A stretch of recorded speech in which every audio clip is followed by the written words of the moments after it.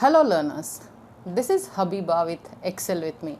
If you like the video, please do like, share, subscribe and comment below. Let's start today's class, that is UGC NET paper 2 education, that is learner and learning process, with the subtopic principles and theories of learning. In previous classes we have understood about social competence, social cognition. Now we are going to discuss about understanding social relationship and socialization goals. Let's start with the introduction. Social relationship. What is the meaning of social relationship? Social, as you all know, that is pertaining to society, related to society. What we are going to understand about society, that is social, and relationship, the state of being connected with. That means social relationship, how we are connecting ourselves with the society. Now, what is socialization goals? Socialization means the activity of mixing socially with others. We are single individuals, we cannot live individually alone. That's why we need the support of other individuals.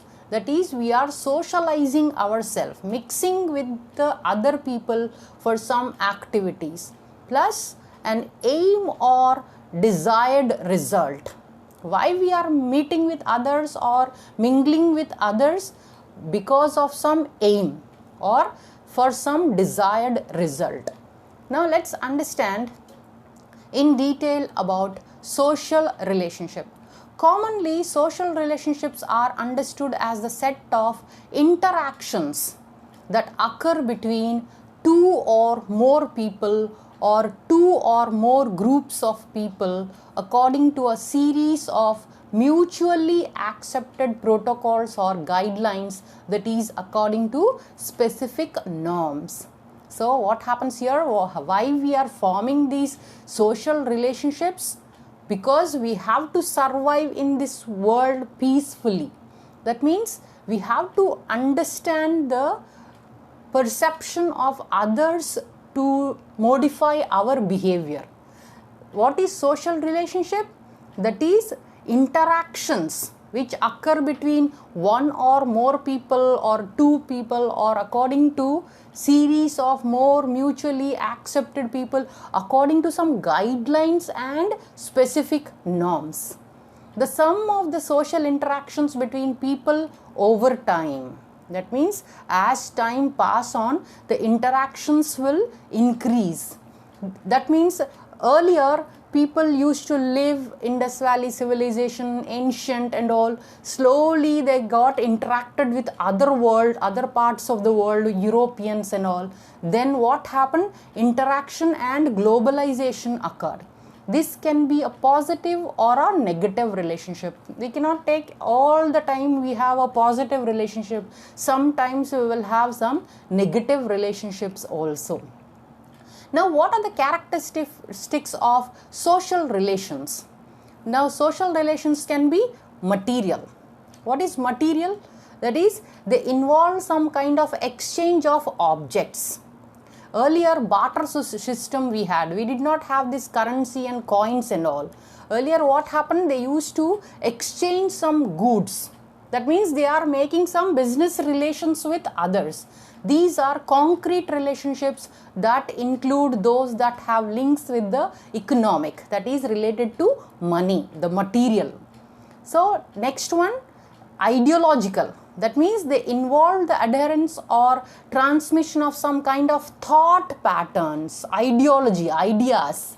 They are abstract relationships. That means we cannot see. See, for example, we hear some people speaking inspirational speeches. We don't know about that person, we don't know what can be seen there, but we have the feeling of understanding the speech here. We cannot see that speech, but we understand. That is abstract relationship we are having. We are getting inspired, we are getting motivated by that person. That is, they are abstract relationships that are linked to moral, spiritual, political, etc. Spiritual in the sense we cannot see the God, but we are having some kind of spiritual relationship with God. That means that is ideological, with ideas that they are formed, those social relationships. On the other hand, social relations are usually based on protocols and norms. These norms are determined historically and culturally, but also based on the needs of the collective people. Yes. On the other hand, what happens? We have material and ideological, concrete and abstract.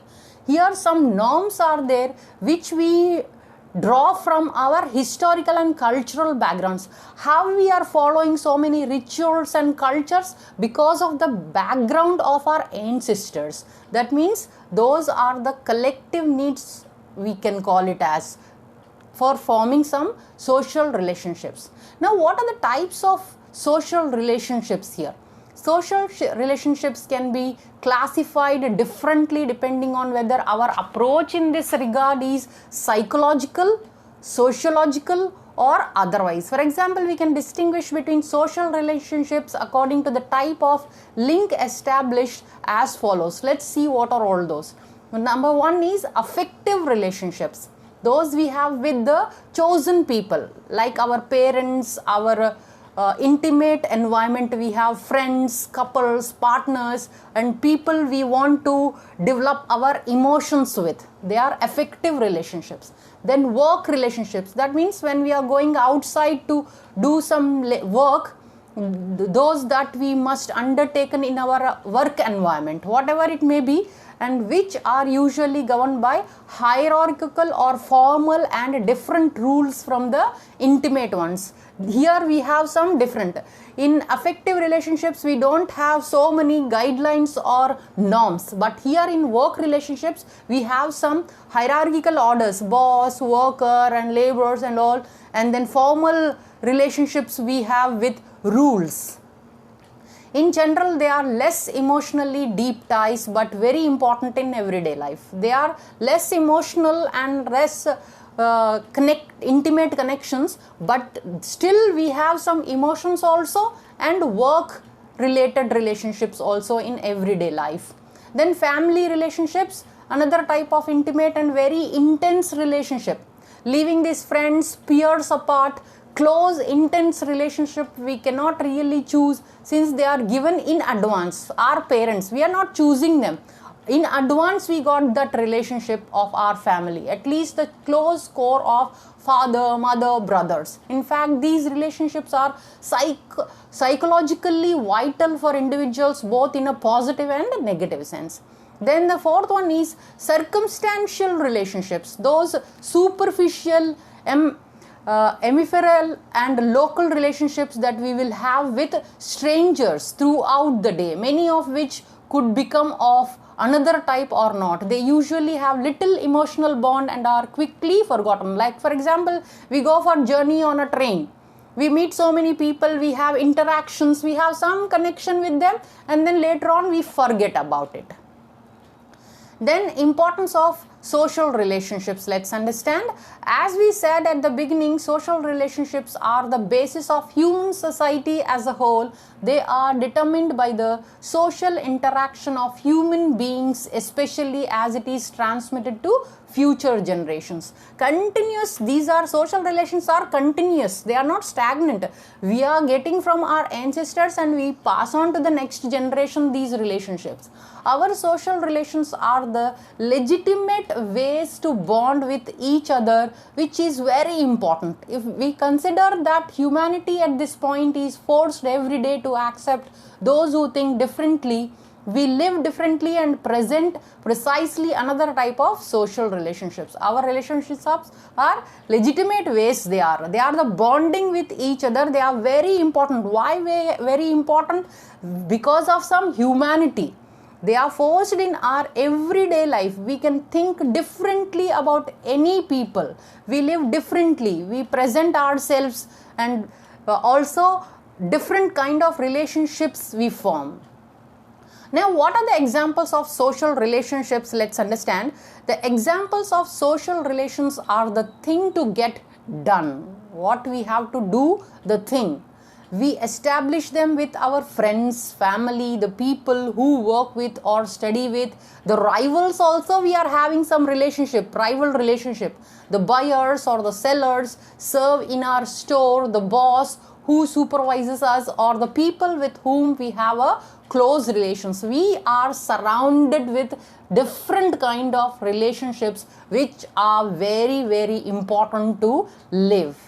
As a whole, all of our social relationships are a fundamental aspect of our existence. We also, people know, how people know about you? Because of our existence with different relationships. We are born to somebody, we are going to get different relationships here as a whole. Next, socialization goals. What are socialization goals? Let's understand. This term socialization already I explained you, that refers to a general process, but socialization always takes place in a specific context. Socialization is culturally specific, and people in different cultures are socialized differently to hold different beliefs and values and to behave in different ways. We can see our country is the best example. We can see diverse country with different cultures, we live together here. That is the best example of socialization. In his 1995 paper, Broad and Narrow Socialization, the family in the context of a cultural theory, sociologist Jeffrey J. Annett outlined his interpretations of the three primary goals of socialization. Let's understand what are those three. The first one, socialization teaches impulse control and helps individuals develop a conscience. Obviously, the mingling with people only we understand to control our impulses, our emotions. This first goal is accomplished naturally. We get through our experiences, we get this naturally. As people grow up within a particular society, they pick upon the expectations of those around them and internalize these expectations to moderate their impulses and develop a conscience. So we develop in the society in particular to naturally, slowly growing up and living up with people through some experiences. What are the expectations of other people? We change or modify our behavior and control our impulses. We develop that nature. The second one, socialization teaches individuals how to prepare for and perform certain social roles, occupational roles, gender roles, and the roles of institutions such as marriage and parenthood. Obviously, the socialization only teaches us how we can perform our roles in the society, whether maybe in a workplace, occupational, whether maybe gender, male or female roles, what are the roles, and the roles of in the institutions such as marriage and parenthood, what are all those, we will understand through these socialization process only. The third one, socialization cultivates shared sources of meaning and value. Through socialization, people learn to identify what is important and valued within a particular culture. So through socialization only we understand, we identify ourselves also in that particular role. So this is very important. If we have some values and norms through which we can socialize ourselves easily, we can cultivate among ourselves these natures. Then let's conclude this topic. We are social beings. It's in our nature to form social relationships. We are each born with a drive to seek, form, maintain, and protect strong social relationships. To fulfill this need, we seek relationships with those at work, at school, in our communities, and religious organizations, on sports teams, in online communities, and in other social contexts. Relationships help us feel we are not alone. Yes, because we belong to a social community. Depriving people of social relationship can be physically and psychologically devastating. If the people who don't have these social relationships, they get devastated. Then when we have social relationships, we feel connected to others in ways that we cannot experience when we are alone or when we have only superficial relationships.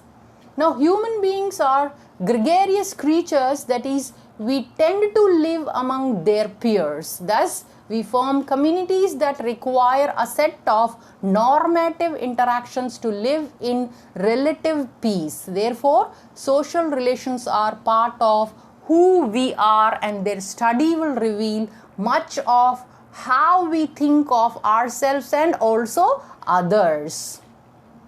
The role of socializations to acquaint individuals with the norms of a given social group or society. It prepares individuals to participate in a group by illustrating the expectations of that group. Socialization is very important for children, obviously, who begin the process at home with family and continue it at school. They are taught what will be expected of them as they mature and become full members of society. Yes, socialization is also important for adults who join new social groups. Now we can see so many social groups, maybe Facebook, WhatsApp, YouTube. We have different kind of relationships. Those people we don't know also, we have some connecting emotional relationships with feelings. Broadly defined, it is the process of transferring norms, values, beliefs and behaviors to future group members. So we come to the end of this session. If you like the video, please do like, share, subscribe and comment below. Thanks for your attention and time. Happy learning.